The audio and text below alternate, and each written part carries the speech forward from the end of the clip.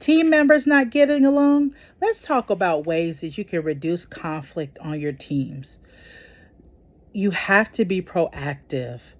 You want to get ahead of any conflict that may happen by starting with setting some ground rules for how people should act.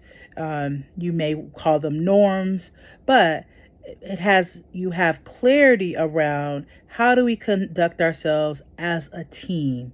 What are the expectations of everyone, including the leader, for what we do, for how we communicate, what's the cadence for check-ins, so on and so forth. And it's good to get an idea of the things that are going to help your team to be successful. Also, you have to be fair. You have to be consistent as a leader in order to help to prevent issues amongst your team that could be spurred on by you. You want to be that unifying force that's not playing favorites, that is working with all of the different team members and helping to support them by giving them what they specifically need. You want to keep it positive. We're not talking about toxic positivity here, but being positive is really important to being able to reach your goals, not looking at how we can't do this, but how we can do this. Because if you've been in leadership for any amount of time, you know that you may be faced with things that look insurmountable, but you have to figure out a way to make it happen. Because it may be a part of strategic plan. It may be some objective that your supervisor is wanting to have done. You may have stakeholders that have a vested interest in something happening and happening right away. So you got to figure out how to make the impossible possible.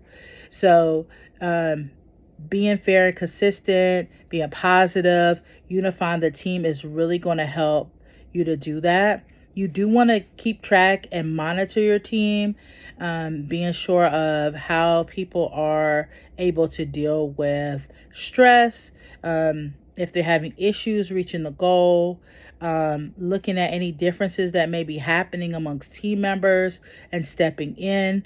Sometimes it's just different ways to look at things. Sometimes if you're working with a multi-generational workforce, there may be differences in how the generations view work and how work can be done, things like that. You also want to make sure that respect is paramount on your team. So we're showing respect for each other. That means when other people are talking in the meeting, the team members are listening, they're engaged, and also helping to bring a spirit of collaboration to what you're doing, because, we could do more together, or we're better together, as some people like to say. And you want to make sure that there's clarity around the work and what you're asking to be done by your team members. This is a phrase that's used often in my organization. Clarity is kindness. I'm not sure who that's attributed to, but letting people know exactly what's being expected, exactly what you're asking for, and that person also asking clarifying questions so that they have the clarity that they need to be able to be successful, and also having clarity in the goals that the team is trying to reach together. So these are just a few tips that'll help you be successful in reducing conflict on your team. Follow and like for more.